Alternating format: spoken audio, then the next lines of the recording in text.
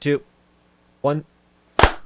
Welcome to the Buckhouse Podcast. I'm Johnathan Buckhouse, one of your hosts. My other host is Benjamin Buckhouse, my little brother, and we have the Buckhouse Podcast. This is a podcast where we talk all things art life, whether that's video games, snowboarding, YouTube, Instagram, any of the type of stuff that is involved in our life, because we're two little brothers. We're two brothers that are just out here doing our best to be ourselves. And this is the one time a week where we catch up. And I was thinking the other day, bro, I was like, dang, we went years of talking maybe like once every 4 months to now we talk once a week. And that is my favorite part of the podcast so far, is that how much we get to catch up and be in each other's lives now, opposed to when someone's not in your life, like our older brother Tyler, like I might talk to him, like once every 3 months or something like that. And it's crazy. Yeah. I mean, we've had phases though, because when I was in high school and you were up in the mountains, we were talking kind of like on a weekly basis, kind of like this. Then I moved up to the mountains, and so we went to talking every day for like 2 years. And then I moved back down here, and then it was like talking every couple months or something. But we talked a lot about YouTube. Like when your season would start, we would talk a lot more. But no, I know what you mean, and it's awesome. This is episode 28, so we've been doing this technically for 28 weeks. It's a little crazy how it works out, but 28 weeks of us just talking together. It's awesome. It's an awesome feeling. And going to like Tyler, I talk with Tyler more, but also like I lived with Tyler for a little bit. I lived with Tyler for a couple of years actually. So similar situation where it was like Tyler and I went from talking every couple months to talking every single day, and then now we're not talking as much. But I mean, I just texted him yesterday, and I ran into him at Bubba's a couple weeks ago. So it's just kind of random how it works out, you know? It's funny to think that because Colorado Springs is massive, but like out of random, you run into your brother in such a large city, if that makes sense. Yes and no. Bubba's is like Tyler and my favorite place to go watch Packer games. So that's where we ran into each other. And so that's it's not as crazy as you would think. There's other stories I'll tell you in just a second, but no, Tyler and I used to go to Bubba's actually every weekend. When we had a good friend named Travis living in Colorado Springs with us, and we like sports, we like football, and so we would just go to Bubba's literally every Sunday, and that's what we would do, is just talk football and talk our bets and everything, and that's what we did. So no, it was for the Packers Vikings game. I took my father-in-law to it because he's a Vikings fan, and he also liked Bubba's, and then Tyler just so happened to also be there. So it wasn't that coincidental. But there's other times that are crazier, such as I went to go drop something off at I say it's crazy, but it's like I went to go drop something off at UPS, and sure enough, as I'm walking out, Tyler's walking in. Now, once again, reason why it's not as crazy is because Tyler sells stuff on Amazon and eBay all the time. So UPS is a common place for him to be. Or I run into him at the thrift store all the time, which is where he buys stuff to sell. So once again, it's like I run into him there, and it's like that's a place that he would be in. And I just so happen to go to the same place, right? So no, him and I run into each other quite a bit. Here's a crazier one though. Kirsty and I were up in Denver to go to her mom's house, and we stopped at a Sam's Club up there real fast, and we ran into one of our colleagues from Best Buy. That was pretty weird because he doesn't live up in Denver. He lives in Colorado Springs. Yeah, it was pretty weird. I run into people a lot. Normally people from the channel or notice me, but the thing I hate is when you run into somebody that you like knew well, or like I worked with at Target, and I'm like, because now at this point it's been like 6 years since I worked at Target, and I'm like, yo, I worked with you for like 2 years. I don't remember your name. Like, what is this person's name? And that happens to me way too often, where I just fully forget somebody's name. And I'm like, we worked together. We had like, not a relationship, you know what I'm saying? But like, I should definitely know your name. And I I don't remember it at all.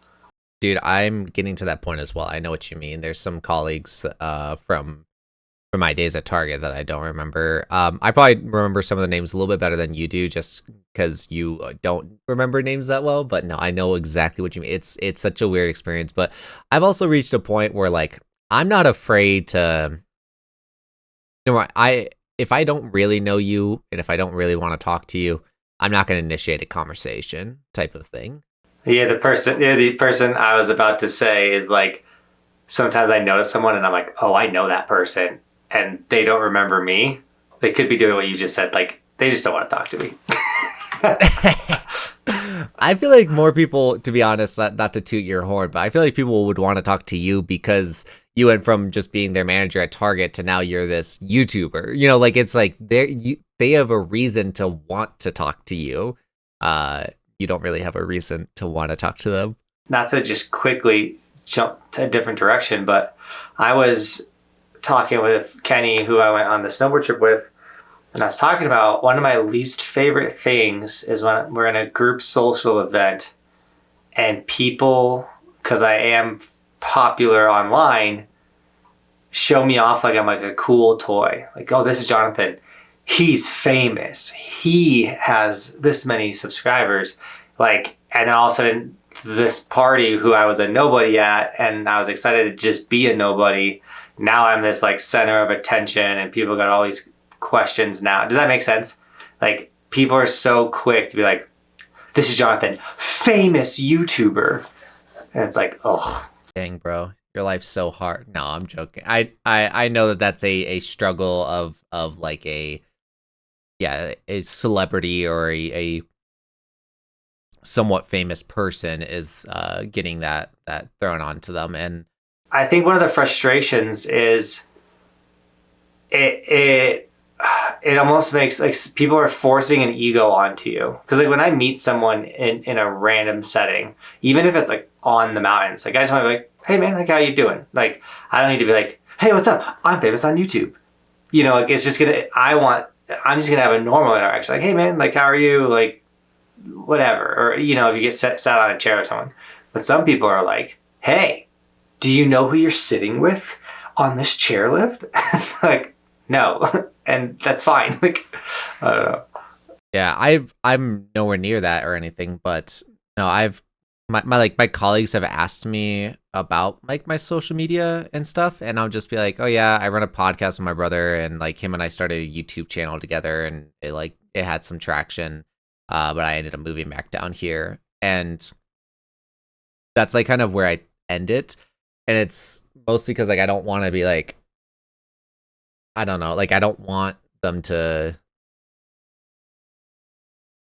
I don't even know how to say it, but it's like I don't want them to like, yeah, like you're saying, like look at me differently or anything. I don't know. Like I said, it's not that I'm like I'm not famous like that. I don't have the subscribers like that or anything, but more so it's just like I don't want them to see me as like I just want them to see me as the work guy that they know. You know, I don't want them to be like, oh, I know this guy that streams on YouTube and he plays video. Like, I'm just your colleague. That's the way I want you to see me. Definitely. How is the streaming going? It's been a little all over the place. I guess something that put a bad taste in my mouth, and I wouldn't say I'm worried, but I was just really annoyed by it. But the other night I was streaming and a hater came into my chat, and I don't care. I do not care. I more often will redirect the conversation to where I'm like throwing stuff back at the person. I'm like, dude, just get out of here. But this guy just came in and was just being annoying, and he probably was like a 10-year-old or something, so it is what it is. But he just came in being annoying. He started saying some like racist stuff, which I'm not okay with. He started saying stuff about my hair because I don't have the best hairline. I don't care. I do not care. Someone came at me about my hairline the other day too. I'm like, at least I'm not as bald as my brother, my older brother. not bad, guys, but our older brother is already fully bald, and he was fully bald at before 30. So I'm doing better than him. That's all you can ask for. I don't know. I don't care about the hair situation, and to tell you the truth, it's the same thing as making making fun of somebody for being like short or whatever. And I know that still is something that people do, but it's like, I can't control this. I don't have the most amount of hair. What am I like? You want me to go and pay to get this stuff changed? Like pay for meds that affect my body in negative ways to regrow my hair? Like I'm not going to do that. I'm not going to go get a surgery where they. The only thing you can do is bulk up, get huge, bro, so the bald looks good. It is what it is. But anyway, so this guy was saying all this stuff, but the problem was that when he was originally just throwing stuff at me, I just didn't care. And I just was like, it is what it is. But it started to kill the vibe because like I had other people in my chat talking with me. And so by him being a hater and like continuously typing, I noticed that my other viewers weren't talking as much. And I was like, that kind of sucks. So then I started to, I banned him. That really does happen. Yeah, dude, it's awful. Like when somebody it's like when you're being a hater, it doesn't affect me. But when it starts affecting the vibe, that's when it's like, this sucks. So anyways, I mean, that's what I have to say to people that spam in my chat. Not to cut you off, but you know, I go live too. So I get a bunch of people in the chat and someone will jump in and drop 30 of the same question. Come to Snow Creek, come to Snow Creek, come to Snow Creek. And then all of a sudden people just stop chatting because the chat just got interrupted or like messed with. And that goes for someone saying something to mess with the streamer or people just dominating the chat with really awkward stuff. It will kill your chat for sure. So sorry. Just reiterating your point. No, you're good. That's fine.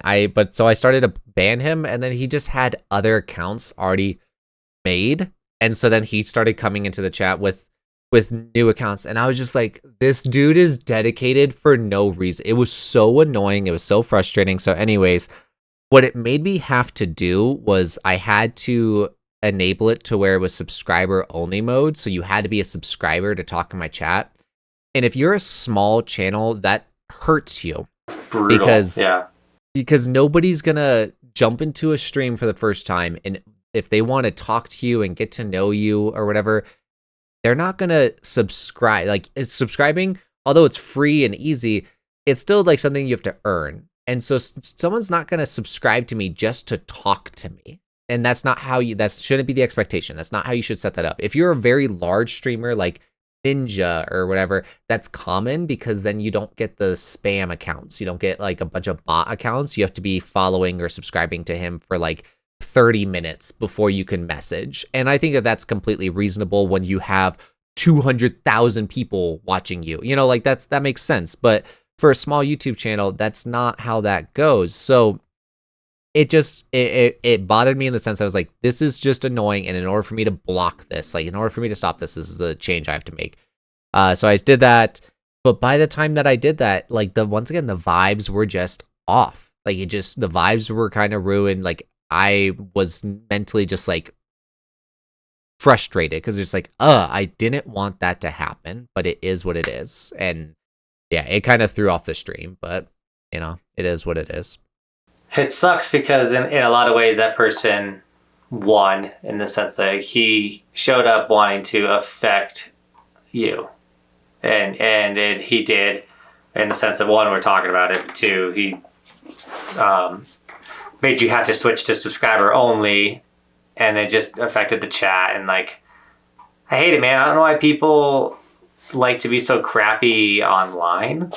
And I mean, I live in a world where I get unlimited amounts of crappy comments, so the list goes on of the hate. And my short form stuff is doing pretty well. So once you break past your audience and you kind of get to the unknown world where people that don't really know you are seeing your content, they love to chime in and talk their trash.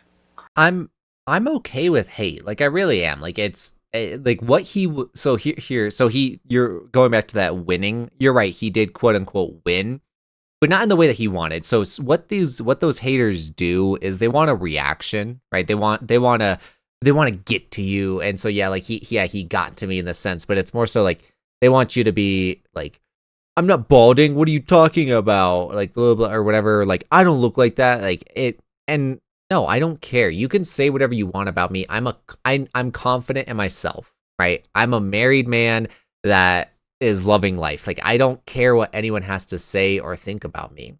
But when you affect, and this is one thing that I drew the line. He started trying to like mock or make fun of the other people in my chat, and I'm like, no, you can't do that. You can hate on me as much as you want. You can't hate on anyone else in my chat. I'm not cool with that. So that's when I started drawing the line more. But then it's like when once again, like once you affect my chat, that's when it hurt me. When I was like, like my viewers kind of sense that this is weird and awkward, and now like that experience for them is tarnished. You know, that experience for them is ruined, and that's where I got upset. So that's that's where he won and that or whatever. But no, like I know what you mean, because some of my big videos have just a bunch of hate on them, and it's like haters make you famous, bro. Haters make you famous. No, they do. I will say recently, I would go to reply to all my comments on short form, and I have some consistent fake accounts that comment hate on my channel, but they know more about me than I know about myself. If that makes sense.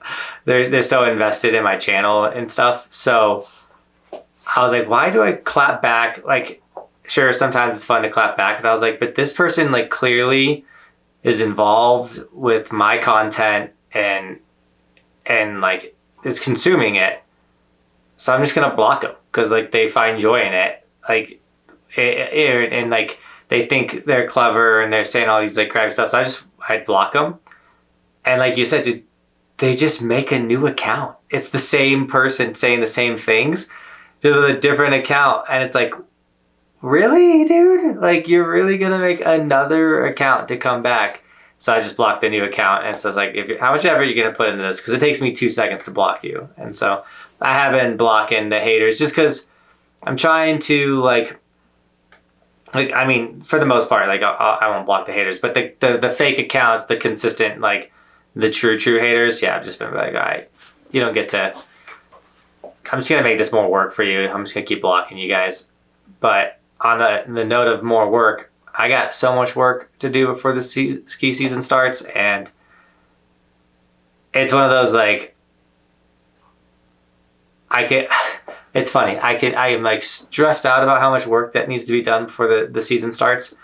But I also like, I could be taking so much more action and I'm not. On top of technically I could do nothing and be fine.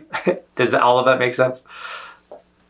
It's like the inner entrepreneur, the inner grinder that's in you. That's like, I need to get this all done. But then you're also like, it's football season and I love my family. And then it's also like, but do I need to get all this done? Like, you know, I know what you mean, but yeah, it's like as an entrepreneur or content creator, there's always so much you can do. Like it never ends how much stuff I can do. And yet this morning I woke up at 3 and I didn't have the most productive, I got a short edited before we started this podcast, but like I could have, if I was really like, if I needed to get as much done as my anxiety's telling me I need to get done, I would have got more done, if that makes sense. Yeah, and I think I think just saying it as anxiety, that's like the right thing, is because that's what it is. And I think that with all the changes that you've been making, that anxiety is probably higher than usual. But I know you're gonna be fine, bro. I know you're gonna be fine.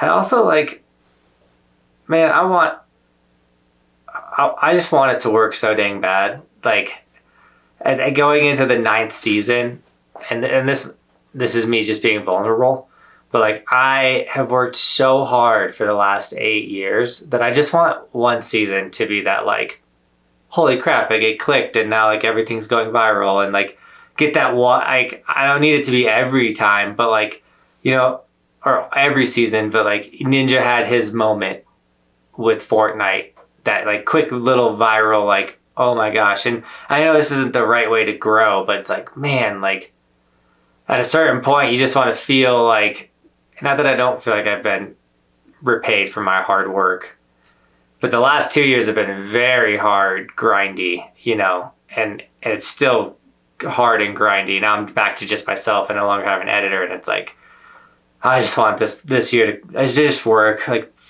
please, please just work.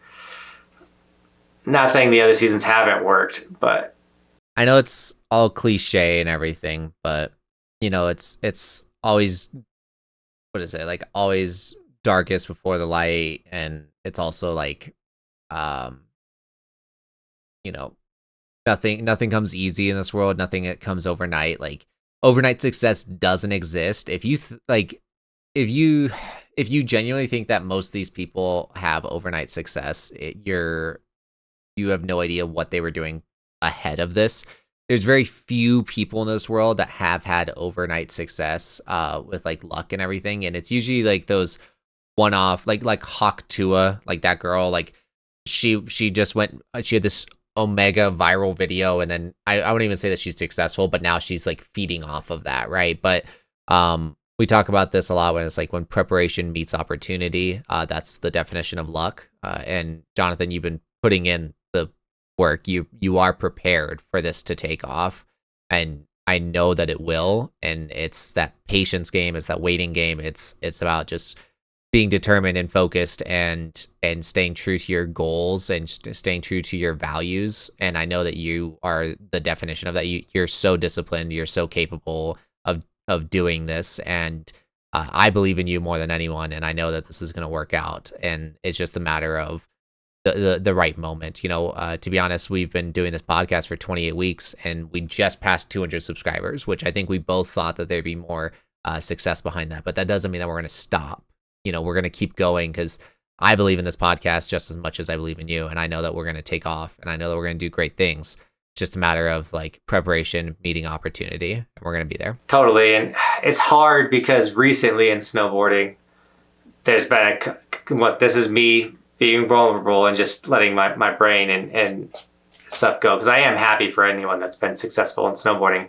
But recently, there's been some accounts that just popped up and absolutely go from in 2 years to multiple million followers in snowboarding, and it's like, what the hell, man? I've been doing this for almost a decade now, and like, I'm jealous, and it's hard because I'm jealous also because I'm highly competitive, and I also want to have success, and I personally feel like I make great content, and I do, and I have success in different avenues and things, and it's just like, it's so hard to not be jealous. And that's a big reason why I try my best to not follow any other content creator in snowboarding. I'll follow other content creators and get inspiration via other avenues, but it's impossible not to see other creators do well. And once again, I'm super excited for them. I want everyone to be successful, but it's like, dang, man, like, I also want a piece of that. I am putting in the work.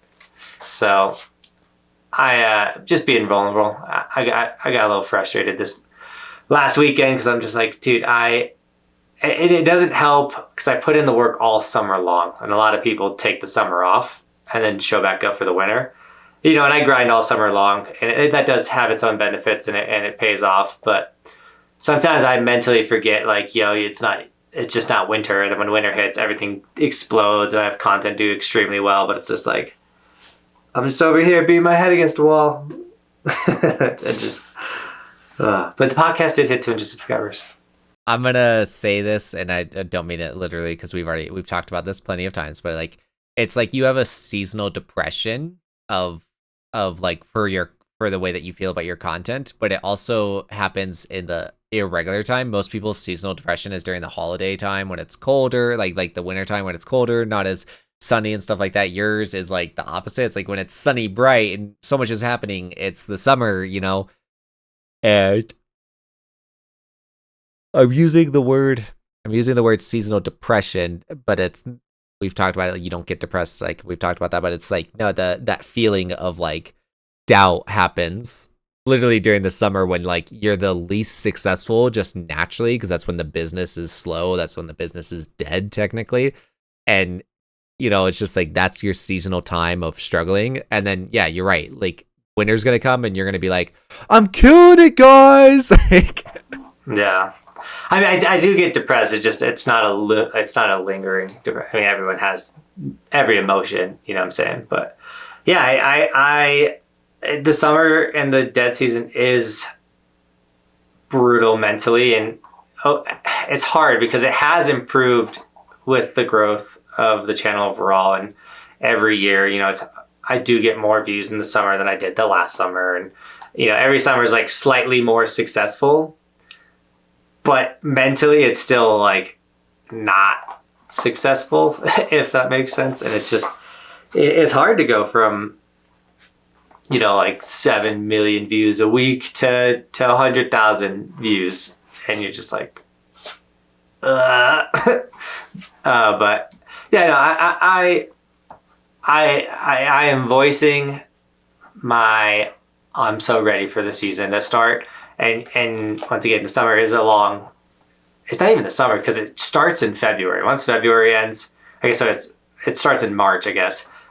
The entire ski season just drops off. It's only locals from like March, April, May, June is usually when the last ski resort closes in Colorado is like around June. I find ways to snowboard all summer long, but then it's just like the rest until basically December. So from February to December, it's like dead. And you're just like, okay, I'm out here. I'm still doing it. Is anybody there? Hello? I'm making videos. And I think for my mental state too, dropping from 6 videos a week to 3 videos a week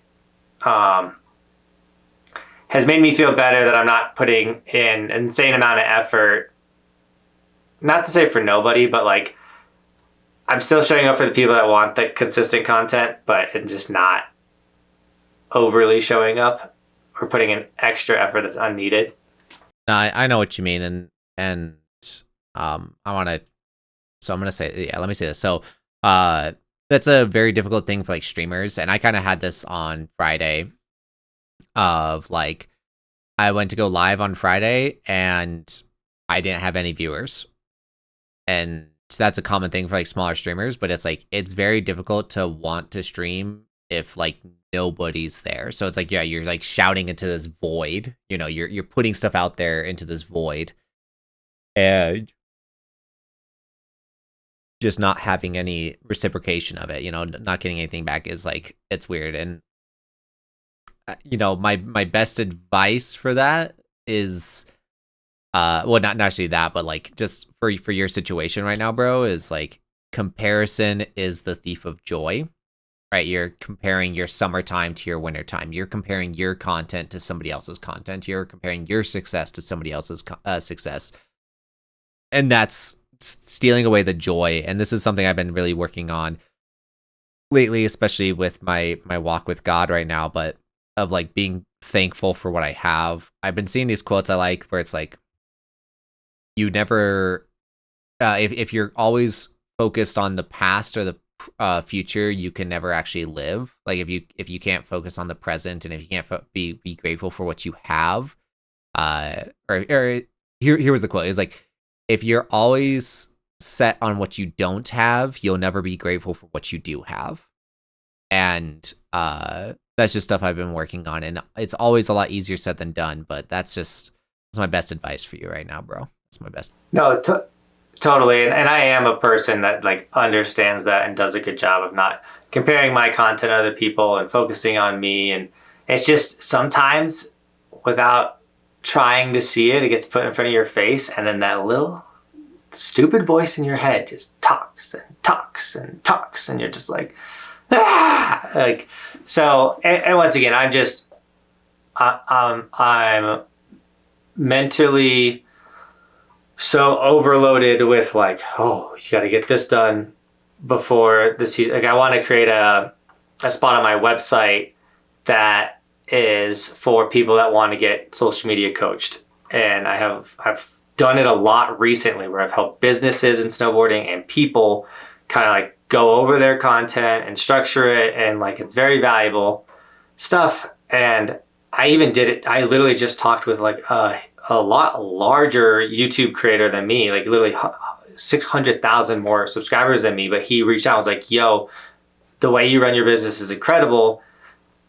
Please share with me what you're doing. And I did. I sat on the phone with him for almost 2 hours, like going through stuff and talking through his business. I was like, dude, I need to set up a thing on my website where people can like pay for this, you know, because I don't mind doing it for free and I don't mind helping people.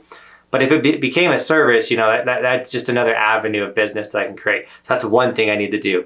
On top of like, I need to structure all my trips that I'm planning to do this season and get them on Resort Ski Map so people can like show up and be like, do that. On top of it's like, I got this whole whiteboard of like, okay, I got new merch designs need to come out and I want to remove all my old t-shirts and put a whole new line of just new shirts. And then it's like, I got this rail jam that's going to happen on November 23rd, which is going to be like snowboard giveaways and binding giveaways. And I'm talking with all my sponsors to send like multiple goggles. Like I want this to be a major event that like has a ton of like really rad prizes for people. And so like, that's a lot of work. And I have this problem, especially it's on these podcast days where I normally like, I feel like I haven't done anything. And then I like go through my day and I'm like, well, I woke up at 3 and I got shorts edited and I podcasted and then I got a whole edit done. And then I posted 3 shorts and I got on 3 different phone calls. And all of a sudden at the end of the day, I'm like, I didn't do anything. And then I like recap my day and I'm like, I did 700 things. But for some reason in my head, I feel like I didn't do anything. And it's just this like build up, this ultimate, like I have 3 months to make the entire year's worth of money for my family. And so I'm just vomiting stress out of my mouth right now is what I'm coming to the conclusion of this conversation. What you were saying makes me think of an F lyric where he says, I can work 24 hours in a day and still feel like I didn't do enough. That's you right now.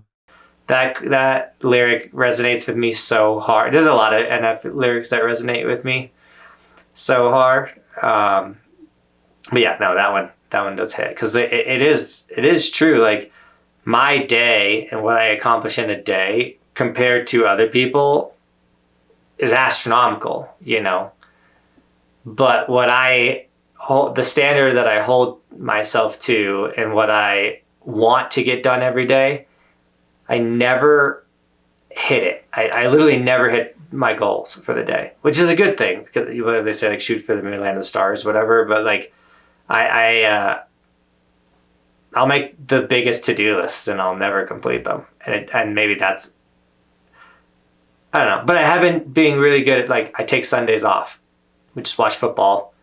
I'm done with 75 hard. So like that's when I'll drink too, is only on Sundays with my wife. And we just watch football, drink a couple beers, chill out. I still post 3 shorts, but I try to get those done on Saturday. So then posting them on Sunday is all I have to do.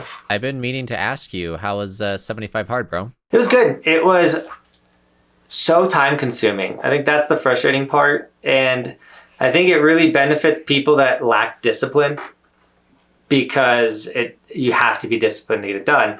Thankfully for me, like discipline is the easy thing. So it went smooth in the sense of like, okay, I got to work out twice a day. All right, that's just on the to-do list. And then it's like, I got to read 10 pages a day, which I already did that. Easy.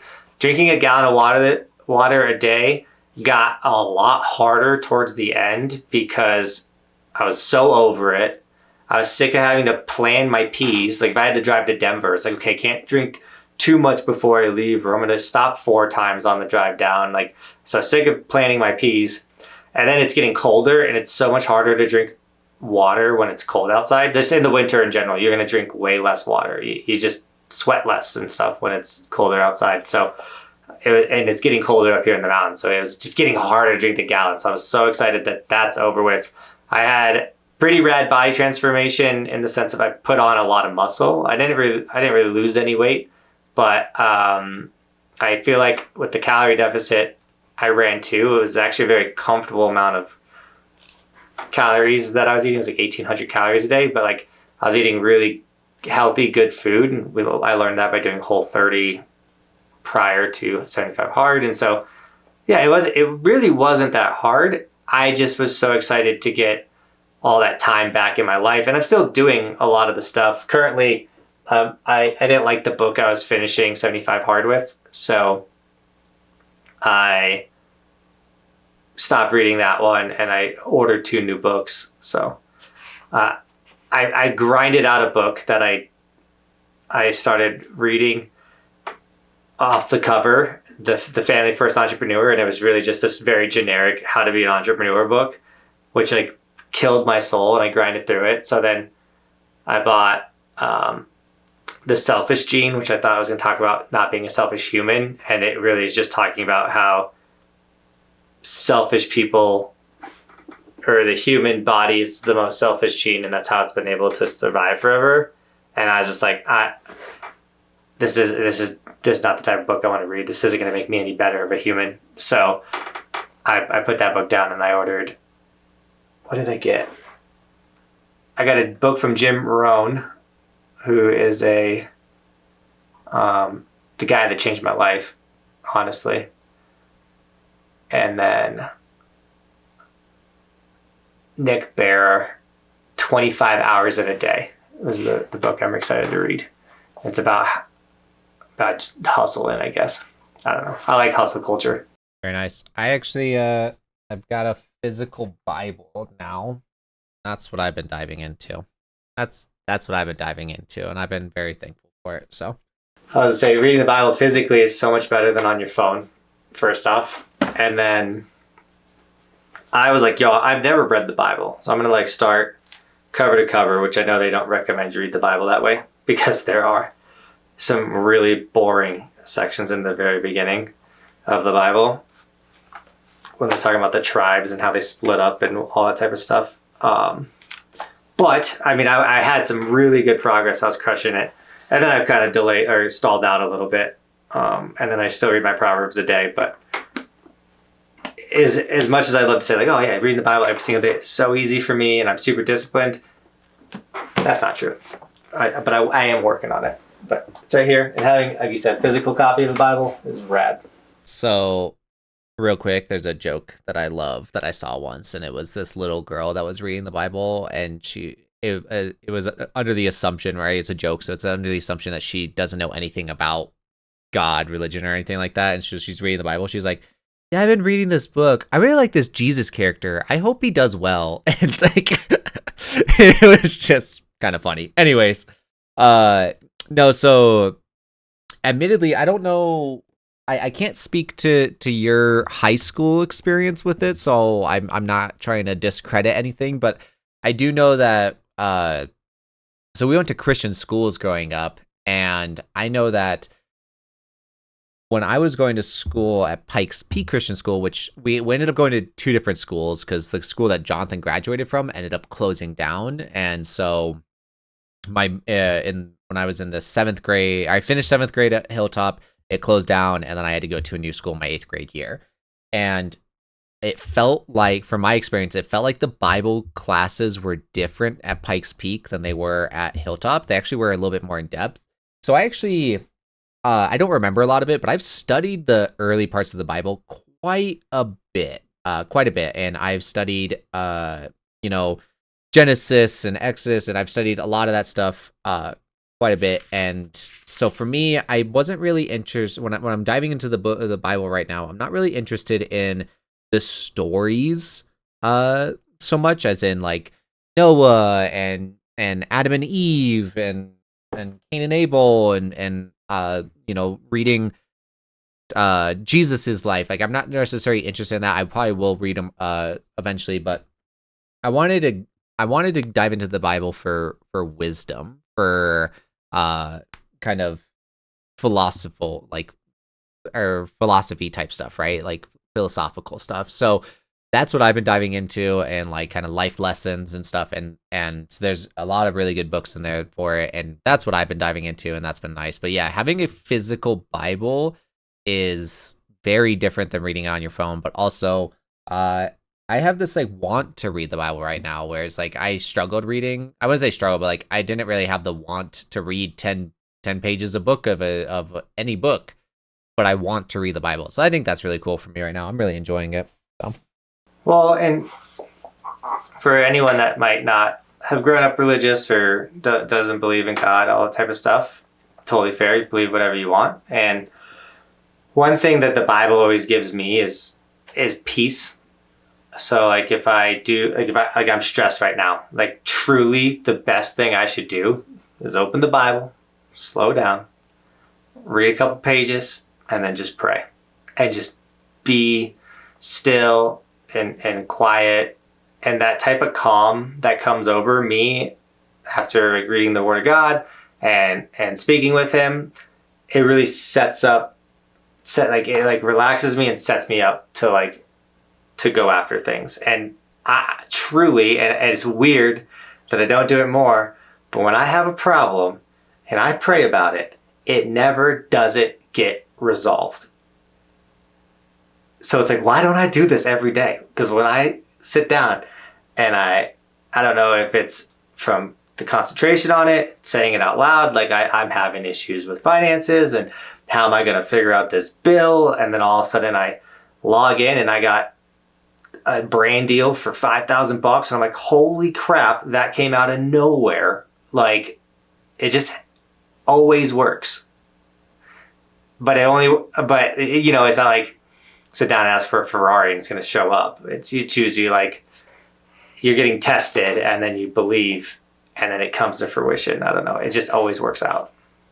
Praying is a fascinating thing, and I enjoy doing it, and I just I pray for good things in my life. I pray for bad things in my life. I'm not saying the wording sounds weird there, but I'm not praying for bad things to happen, but it's like I recently am struggling with a relationship that I have. Not my wife. My wife and I are doing fine, but like just like a relationship that's in my life, and I was hurt by it, but I still am praying for that relationship, and I'm praying for that person, and I'm praying for them to be able to grow, and I'm praying for my ability to forgive them and to be able to move past this as well. Like I'm still, like prayer is such a fascinating thing. You can pray for things that you want. You can pray for things that you hope for. Like Johnathan say, you can't like pray for a Ferrari and then all of a sudden it's going to show up in your front yard, but more so, praying for answers or praying for help and things like that. And it does come and it does help. So, no, it's a very fascinating thing. And I think as a person, you can always grow. And so like you can grow in your prayer. And something that I worked on recently when I went through like one of the hardest times in my life, I had to pray. I prayed that basically being thankful for the challenge. So I'm going through like literally one of the hardest things that wasn't fair, but became my responsibility to deal with, even though it was completely not fair. And I had to be thankful for the challenge. And I grew a lot during that time frame. There's a cheesy saying that like God gives his toughest battles to his strongest soldiers and stuff. Like that's a cheesy or like a cliche saying, but no, I do believe that like the strongest people do go through some trials and tribulations, some difficult times, and they come out on top. And it's almost like a discipline thing, not in the sense of like doing the same thing over and over discipline, but like a punishment, like like you discipline your child, right? It's like going through those tough times suck, or going through those tough situations it's terrible, but they make you who you are. They make you a better person. And like you're saying, that responsibility that was thrown onto you that was very crappy, you came out a better person because of it. And that's kind of what you're saying, is like being thankful for that, being thankful for that trial, that tribulation, being thankful for that bad situation that made you who you are. And that's amazing, bro. That's very difficult for any person to do. So Right. Well, and one thing I learned too, I mean, I already knew this, but think about it this way too, is like no one's going to get through life scar-free. Something's going to happen in everybody's life, whether it's a mistake they made or, in my case, a mistake someone else made, but I had to pay the price for it. And at the end of the day, don't judge other people because you yourself are going to go through something at some point in your life. And for you to think you're not is super ignorant, and it's better to be there for people through their hard times, because you're going to need people for you in your hard times. So don't be that person online that's just bringing down the hate or cancel culture or things like that. See, that's the problem with social media, because you've got the people that are hating for no reason, but then you also have the bigger problem with social media, that is, you only see the good in people's lives, and you only see like the highlights, right? You see them posing for these pictures and all stuff. But I know from people in my life that like some of these photos that are getting taken or whatever are right before they're fighting. They're fighting, like they're mad or whatever. But then they stop for a second, smile, pose, take this picture, and then they post that on social media. Like, you know, you could have a terrible experience with this a day or whatever. This day could have sucked, but you're gonna post it like it was the best day ever. And that's what so many people don't see, is like when you see these celebrities or you see these sports players or seeing all this stuff, and they're like, you know, showing off their highlights of their life. That's essentially what social media is. It's just highlights of their life. They don't see these trials and tribulations that they're going through, and it makes it to where other people that struggle with social media, struggle with like depression, they think that their life is so difficult because they've got these trials and tribulations, and they just see social media of these other people, and they're like, well, they don't have these problems. But it's like you're saying, the truth is, like, no one goes through life scar-free. Everyone has these issues, and everyone's going to go through life in a different, like, you know, everyone has similar experiences. That's why, like, I mean, at least with this podcast episode, I try to open up about my flaws and my mental, the fact that I'm being jealous right now, or the fact that I just want this success now, or, you know, like, I feel like I put in enough time now. And, you know, I've said a lot of this very vulnerable stuff on this episode, and sometimes I feel like you just got to say it to then be like, all right, you got it out of your, like, you said it verbally, now pull it back together, we're getting back into grind mode, and it's going to take 10 more years till it finally kicks off, and things like that. So but yeah, I do think it's this might be a judgment, but I think a lot more of like mommy influencers or lifestyle influencers are the ones that are more fake it till you make it, or like posting photos where they had fighting all day and whatnot. But thankfully with snowboarding, in a lot of ways it is just a highlight reel, but also like the bad times of taking a slam is also a highlight. So one of my most viral videos right now is me just getting absolutely bodied. People are loving it. Dude, you could make so many of the viral videos of you getting bodied. Seriously, I have one specific where I just catch a brutal heel edge, and every time I post it, it's getting millions of views. Like, these people just like to watch me get obliterated. You have a good amount of those though. Like, and I'm not like hating on you. Like, you have a good amount of those. Just like, everyone has a lot of falls. A lot of I don't think I've had falls as bad as yours in a lot of ways. The way that you catch these heel edges with the speed that you're running at, I don't think I've ever had anything like that. They're brutal. I'm like literally cringing watching, like thinking about it, because like I know which video you're talking about, the viral one, and like it's so terrifying to watch. It's so terrifying to watch. But you know, everyone has those, but because you're filming constantly, you have them all on footage. So I think that that's like a huge benefit of yours. And okay, bud. Sorry, Shadow just made a really weird noise. No, and I need to go through and make another slam montage, because one of my best overall videos is a slam montage. And it's hard because to make them like good, you need like really good slams. Well, hopefully you're taking a couple years to acquire these really good slams.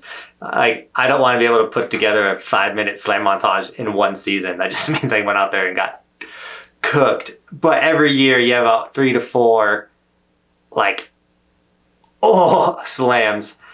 And that's how you know I love snowboarding, is I've taken some absolute brutal slams that people would just be like, all right, I'm done. I ain't doing this no more. For some reason, I just keep showing up. I would say I'm more on that side, kind of like upsettingly. Like, I'm not, I wouldn't say I would have like quit snowboarding, but I am more hesitant to go snowboarding because I don't love it enough to take those big falls, like you're saying. Like, I don't love it enough, to tell you the truth. Like, I love snowboarding, and I haven't gone in a long time, and I really want to go. I really want to go this season, to tell you the truth. But it is like just that idea of going and getting bodied that's terrifying to me. I don't want that. Like, I'm not at a point where that's what I want. I want to go and enjoy snowboarding. I don't want to I get it though, because go and get messed up. I've been trying to like get into mountain biking, and I don't want to slam. Like, I don't mind riding the bike. I don't mind pedaling up the hill. I like the workout aspect. The moment I got a downhill and I see people hitting jumps and things and they get tossed off their bike, I'm like, I don't want that. I don't want to take mountain bike slams. So I know I will probably never get good at mountain biking because I'm not willing to take those slams. I'll absolutely go get bodied snowboarding because I want to get better. I do not want to get bodied mountain biking. And I think, at least when it comes to action sports, you gotta decide. Like, some people are so fine with twisting their ankles and getting bodied on a skateboard. I'm like in the middle ground with that. Like, I don't mind taking some skate slams, but I'm not gonna go jump down 6 stairs anymore on my skateboard. So it's just like, where are you okay getting tossed? And then that's where you can like pursue that type of sport. You know this phrase when people are like, you gotta want it, or like, oh, you only kind of want it, blah blah. That's me. I only kind of want to snowboard. Like, I don't want the full experience of snowboarding. Nothing wrong with that, by the way. There's nothing wrong with there's nothing wrong kind of wanting to get good at snowboarding. For some people, it's just like an experience, right? For me, it's like snowboarding is an experience. I don't like, yeah, I being who I am and being who we are, like, I naturally want to get better, but it's like, snowboarding to me, like, I'm good enough at it to where like I'm okay with where I'm at. I don't really have any desire to go further. Like, yes, I want to get better, but it's like also like I don't want to. It's weighing the pros and cons, or like weighing your odds. Like, I wouldn't mind getting better, but I don't want to get better bad enough to go through those slams. So I'm perfectly okay with where I'm at. I don't want it bad enough. Like, that's a fact. I'm not afraid to admit that. I'm perfectly okay with my ability to carve the mountain. That's where I'm at. You know where that translates to though is video gaming. You know, you have people that like love the competitive aspect and want to get better and want to go all in, and then you have the people that just casually play and they're like, I'm gonna play Mario and I'm gonna play NBA, and like they just jump game to game and they just casually play video games. But I'll tell you what, I still have the freaking itch to game and compete in gaming. The Halo Championships was on, and Roman was like, Dad, look, Halo, like, click it. So we clicked it, and we ended up watching a bunch of matches. And well, I was like doing some editing, and I'm just like, it's still in me, man. I would, if I couldn't snowboard anymore today, I'd go all in on gaming. Like, it's still in me, even though I don't play any games because it's a slippery slope if I start gaming, and it's just like, I just can't stop. No, I really struggle with it because I recently was competing in Halo, and I keep up with it very much. And yeah, the Halo World Championship did just happen. That's basically the end of the year tournament, the like Super Bowl, if you will. Whoever's crowned the World Championship and gets their share of a $1 million prize, big deal. And they get a ring. That's what they like. You know, if you win a championship, you got a ring. So no, that did happen. And where I struggle with it is, I haven't tried playing it in a while. I actually think I have it uninstalled at the moment for my own sanity. But no, it's difficult because I jump on now, and because I haven't been competing, my skill level isn't as high, and so I'm really bad. Like, I say I'm really bad. I'm still literally a top 1% player, but like I'm really bad compared to like a lot of these pros, and so I'm just like it's so bad. Like, and I struggle. And I'm like, it's like embarrassing, and I was like, do I really want to do this right now? Because when I was good, I was putting in 6 to 8 hours a day for 6 to 7 days a week, playing. It's like, do I want to do that again? Not really, but that's what you would have to do to be top. So it's hard because like, do I want to do that? Absolutely, I want to sit and play 6 to 8 hours of video games. I just want to get compensated for it. And that's not what's going to happen. But once again, going back to what we've been talking about in this podcast and what you were saying that you struggle with, but it's like you have to put in those hours and days of work to then make it. I'm because I'm so invested in this, like, it's so cool watching certain players make it out of the amateur league and make it to the pro league. Like, it's so cool seeing that, but that they've been grinding, they've been putting the hours, and the the player that won MVP for the season, and he actually was on the team that won the event. His name's Legend, and he is a French player, and he is the first European, or actually first player outside North America to do both of those. He's the first player outside North America to win an MVP and to win a world championship. So kudos to him. He is making history, but everyone talks about him. They're like, he's a grinder. He plays the game 16 hours a day. Like, that's why he is as good as he is. And you have to put in those hours, and he's been doing it for years, and it's finally paying off. He's probably like 23, 24 or something. He's been doing this since he was 3 years old. For 20 years, he's been grinding, and it's finally paying off, you know? The frustrating thing for me, and we've talked about it before on the podcast, is just the games change. So, like, the new Halo Infinite, it's just so fast-paced and futuristic and not so much like Halo 3 and Halo 2, where it was like a slower pace. The guns were more like real life guns, not spacey guns and things like that. And so, like, when I'm like, man, I want to get back in that Halo grind, I really just want to go play Halo 2 or Halo 3. and like, I like Infinite, but like, it's just a different game, and then there's a new Halo announced yesterday that they're going they're going on to the Unreal Engine 5, and they're going to go more like for the artsy, and they're trying to bring Halo back to its originalness of being like the leader in graphics and things like that. So it's going to get unique. I hope they finally get it back on track, because it's been off track since Halo Reach. Halo Reach was the downfall of Halo, and I know a lot of people loved Halo Reach, but that's when it all started going sideways. There's your early audience, which is us, and then there's like the current audience, which I'm kind of leaning into, but not as much. But no, it's I don't know. It's different, but the same in a lot of ways, and I think that they found a really good balance. And once you really get into the nitty gritty part of the game, like once you get into the technicalities, once you get into the competitive side of things, you see that it's actually in a really good spot on a competitive standpoint. Where I struggle with it is the mechanic, like the game engine. We're talking about engine. Engine is basically what, or Johnathan mentioned, Unreal Engine 5. Basically, that's what the like foundation of the game is built on. Like, how was the coding built on and all that stuff, for anyone that doesn't know. And they've been using the same engine for Halo for 20 years, literally since it came out. And so it's outdated. It's at a bad spot. So playing this game is tough to do. It's laggy. It's glitchy. It has its problems. So it's switching to a new engine, and a very strong engine is going to be very beneficial. So I've got high hopes for the future for the game, and I really hope that it does well. But yeah, we've been burned a lot through the Halos, through the gaming time, because Halo 3 was literally the biggest game of all time when it was active, and I'm not exaggerating that.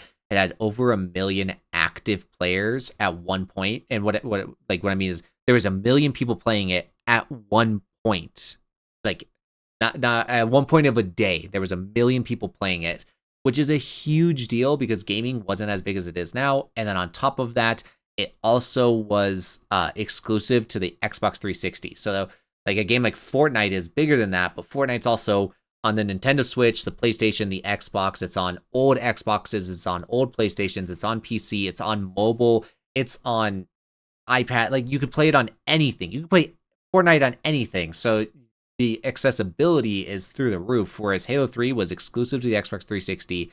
It was at an older time, and there was 1 million people playing it at one point. Like, that's mind-blowing to think about. And then now there's like 2,000 people playing it at any hour of the day. That's ridiculous.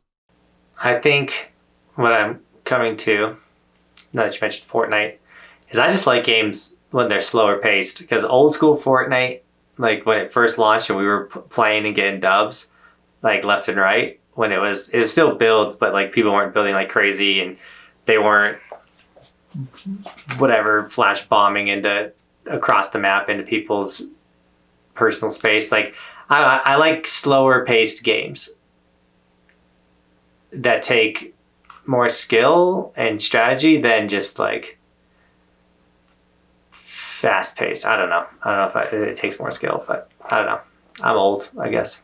When it comes to gaming, I'm super young in life. That's I think the key thing there, bro, is honestly like old, because in a lot of ways, like, yes, it's more skill. It takes more skill if you can't use like get out of jail free through those like movements and stuff like that. But it also takes more skill because you have to master those movements. There's a lot of like ups and downs with it, but no, I do think it's just our generation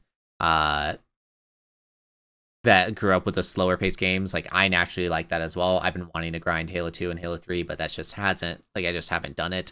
But yeah, no, I know what you mean. And I don't necessarily think that it takes more skill because it's slower, but it's a lot more, I'm trying to think of the word, not rewarding, but penalizing. Like, it's you get penalized a lot harder when it's a slower paced game, because if you make a mistake, you don't have that speed and that momentum to fix that mistake. It's like, oh, you made that mistake and now you're going to get penalized for it. So, well, I know some people don't like when we jump into the video game talk, but I think our MLG podcast is one of our highest viewed ones. So I'm joking. I hope you guys enjoyed this episode. I think this is a good place to end it. Got a little vulnerable with you guys today. I am human. I do get jealous. I do get frustrated, but those feelings come and go, and I quickly get back at it. And if you don't have a physical Bible, I'd encourage you to get one. I think it does make reading the Bible more enjoyable. And if you've never read the Bible, don't start from the beginning to the end. Look up a Bible reading strategy would be my advice to you. What do you got, bro? I don't want to dive too into it, but I guess going on the Bible talk, if you've never been religious or anything like that, don't listen to the masses. A lot of people in Christianity are wrong and everything, but there's a lot of good stuff in here. Most of the stuff in the Bible is they're just telling you to be a good person, and that's just the reality. And that's why we talk so much about the Bible, is because there's a lot of good in it, and I hope that you guys can hear that from us. But no, thank you guys for watching, thank you guys for listening, thank you guys for subscribing, thank you guys for liking, thank you guys for commenting, thank you for being a part of this conversation, thank you for being you. We really do appreciate it. And Johnathan, thank you for being vulnerable on this podcast. And I know that that's like one of the key things about our podcast is we are very real with each other, and that's awesome. So thank you for being here, bro. I love you. And thank you guys for being here. Peace. Peace.